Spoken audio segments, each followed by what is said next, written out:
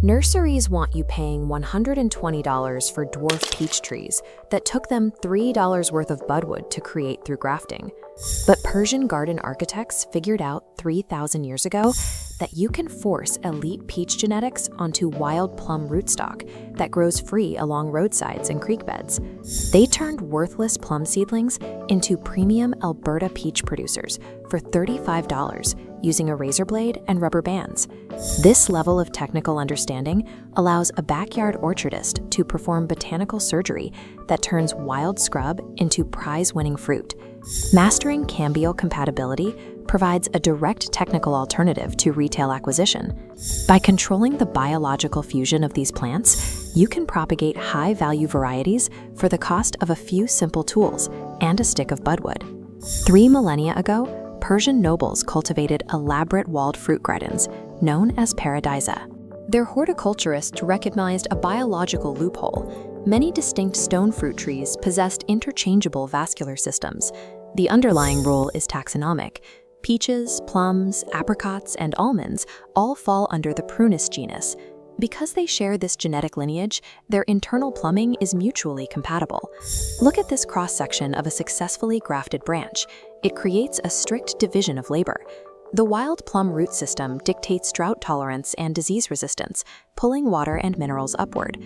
Meanwhile, the grafted peach canopy, the scion, handles photosynthesis and strictly determines the fruiting genetics, sending carbohydrates downward across that fused cellular line. This anatomical hack traveled the Silk Road. By 500 BC, Chinese agriculturalists had refined it into TBudding, a highly efficient method of tissue transfer that eventually became the standard in modern commercial agriculture.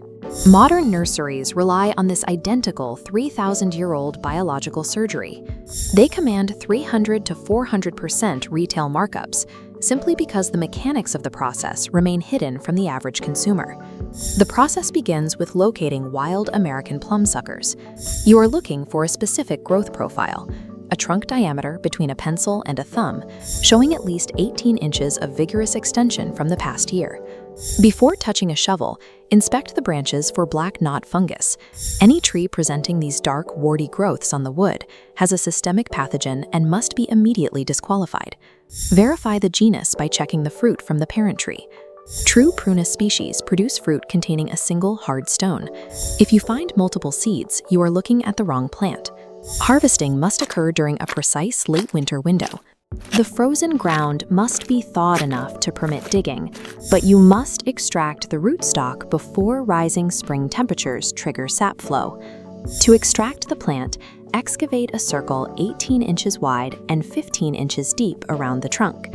This specific geometry captures the mass of fibrous root system required for the tree to survive the transplant. This fluid dynamics model illustrates the immediate post-harvest protocol. On the left, leaving the canopy intact forces the compromised roots to pull too much water, quickly dehydrating and killing the plant. On the right, severing 40 to 50% of the top growth reduces water demand, matching the hydraulic capacity of the severed roots. Extracting a tree without severe canopy pruning guarantees fatal dehydration. You have to force hydraulic equilibrium to ensure survival. When planting the harvested plum, the surrounding soil must perfectly match the original soil line on the trunk. Planting even slightly deeper suffocates the root zone by cutting off necessary oxygen. This diagram shows a top-down view of what happens when you add compost or fertilizer to the planting hole. The amendments create a textural boundary. Extending roots hit the denser native soil, refuse to cross the barrier, and curl inward, physically strangling the tree over time. Backfill only with unamended native dirt. During this first year in the ground, the solitary physiological objective is subterranean expansion. The tree must generate a massive fibrous root network. If the tree attempts to push flowers, strip them off immediately. Producing fruit burns intense carbohydrate reserves that the plant needs strictly for root development. Year 1 is entirely dedicated to building an underground vascular engine. Demanding fruit production now permanently stunts the long-term architecture of the plant. While the plum root establishes, select your elite peach scion. Ignore commercial brand recognition and source wood from proven local trees that match your specific microclimate and harvest timing. Harvest this budwood in the late summer. The buds must be fully formed for the season, but still completely dormant. Viable scion material has strict anatomical requirements. You need current season growth that is pencil thick with fully brown, mature bark. Reject any green, succulent wood. It lacks the structural integrity for grafting. Remove the leaves from the stick immediately, but leave a 1/2 inch stub of the leaf stem, the petiole, attached to the bud. This stub acts as a handle during surgery and an indicator of success later. Harvested at peak maturity, this single dormant stick contains the complete genetic instructions required to override the wild plum's identity. You can only perform the TBud graft during late summer, when the rootstock bark is slipping.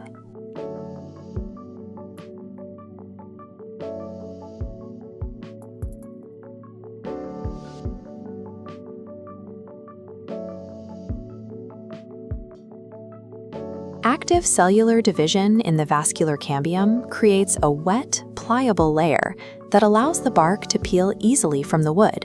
On a smooth section of the plum trunk, use a clean razor to make a 1-inch vertical slit through the bark, topped with a horizontal cut to form a T. Carefully pry open these 2 bark flaps. Next, extract a single bud from your peach scion.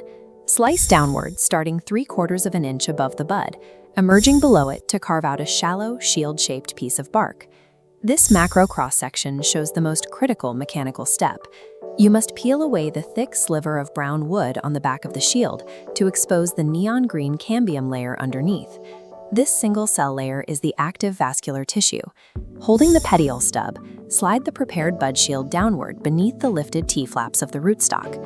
The exposed green cambium of the peach bud must press perfectly flush against the green cambium of the plum trunk. Aligning these 2 active green layers dictates the survival of the graft. When placed in direct contact under pressure, the plant cells divide and merge into a single solid line.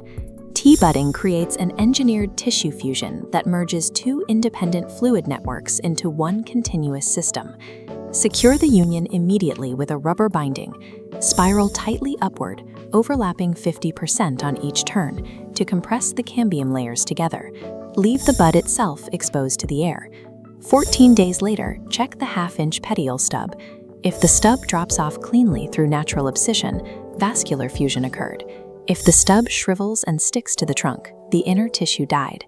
The successfully fused bud sits dormant through the fall and winter. As the soil warms in late winter, rootstock hormones signal the plant to break dormancy. Before that flush of growth begins, execute an extreme mechanical intervention. Decapitate the wild plum rootstock entirely, cutting the trunk off exactly 6 inches above the fused peach bud. The vascular math of this decapitation is ruthless.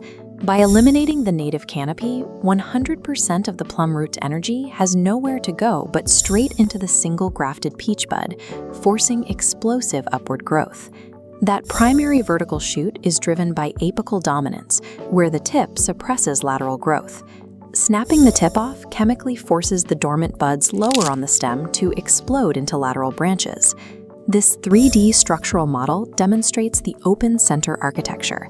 You enforce exact 45 to 60 degree branch crotch angles, creating a bowl shape. This allows photons to penetrate deep into the interior canopy, maximizing solar absorption. By year 2, this sturdy scaffolding provides a unique opportunity.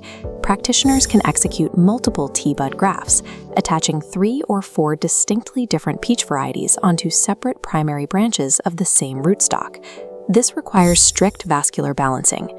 If you graft ultra-vigorous genetics onto the same fluid network as dwarf genetics, the vigorous branches will monopolize the carbohydrate flow and starve the dwarf limbs. Through deliberate architectural pruning, a vertical sapling becomes a perfectly balanced, load-bearing solar panel, structurally optimized to support multiple genotypes at once.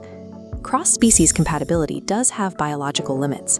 While peach grafts seamlessly onto plum, grafting a peach onto a cherry rootstock frequently causes a brittle union that snaps completely under the physical weight of a fruit crop. If the plant detects a severe genetic mismatch, it initiates vascular rejection. The grafted scion will show acute stunting and yellowing, as the rootstock intentionally chokes off its fluid supply.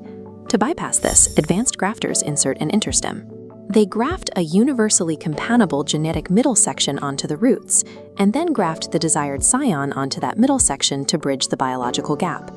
A common horticultural misconception is that the plum's rugged immunity moves upward into the canopy. The disease resistance of wild plum is strictly root-specific.